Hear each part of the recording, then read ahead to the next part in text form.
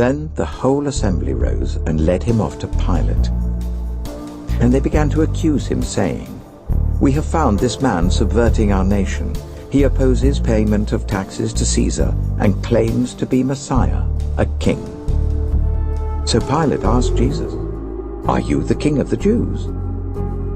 "You have said so," Jesus replied. Then Pilate announced to the chief priests and the crowd, "I find no basis for a charge against this man." But they insisted, "He stirs up the people all over Judea by his teaching. He started in Galilee and has come all the way here." On hearing this, Pilate asked if the man was a Galilean. When he learned that Jesus was under Herod's jurisdiction, he sent him to Herod, who was also in Jerusalem at that time.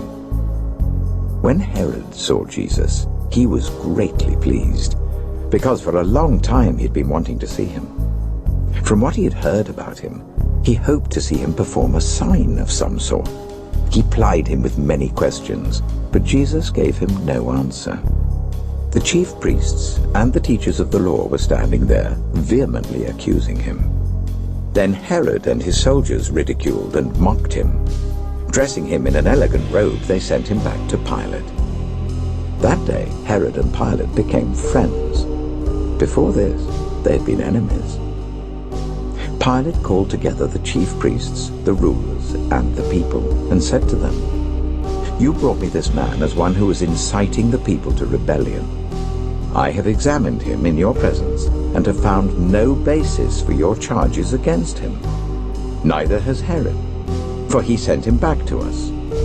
As you can see, he has done nothing to deserve death. Therefore, I will punish him and then release him." But the whole crowd shouted, "Away with this man! Release Barabbas to us!" And Barabbas had been thrown into prison for an insurrection in the city and for murder. Wanting to release Jesus, Pilate appealed to them again, but they kept shouting, "Crucify him! Crucify him!" For the third time he spoke to them. "Why? What crime has this man committed? I have found in him no grounds for the death penalty. Therefore I will have him punished and then release him." But with loud shouts they insistently demanded that he be crucified, and their shouts prevailed. So Pilate decided to grant their demand. He released the man who had been thrown into prison for insurrection and murder, the one they asked for, and surrendered Jesus to their will. As the soldiers led him away, they seized Simon from Cyrene, who was on his way in from the country, and put the cross on him and made him carry it behind Jesus. A large number of people followed him, including women who mourned and wailed for him. Jesus turned and said to them, "Daughters of Jerusalem, do not weep for me. Weep for yourselves and for your children. For the time will come when you will say, 'Blessed are the childless women, the wombs that never bore and the breasts that never nursed.' Then they will say to the mountains, 'Fall on us,' and to the hills, 'Cover us.' For if people do these things when the tree is green, what will happen when it is dry?" 2 other men, both criminals, were also led out with him to be executed. When they came to the place called the Skull, they crucified him there along with the criminals, one on his right, the other on his left. Jesus said, "Father, forgive them, for they do not know what they are doing." And they divided up his clothes by casting lots. The people stood watching, and the rulers even sneered at him. They said, "He saved others, let him save himself if he's God's Messiah, the chosen one." The soldiers also came up and mocked him. They offered him wine vinegar and said, "If you are the king of the Jews, save yourself."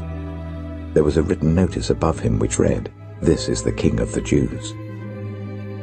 One of the criminals who hung there hurled insults at him. "Aren't you the Messiah? Save yourself and us." But the other criminal rebuked him. "Don't you fear God," he said, "since you are under the same sentence? We are punished justly, for we are getting what our deeds deserve, but this man has done nothing wrong." Then he said, "Jesus, remember me when you come into your kingdom." Jesus answered him, "Truly I tell you, today you will be with me in paradise." It was now about noon, and darkness came over the whole land until 3 in the afternoon, for the sun stopped shining, and the curtain of the temple was torn in two. Jesus called out with a loud voice, "Father, into your hands I commit my spirit."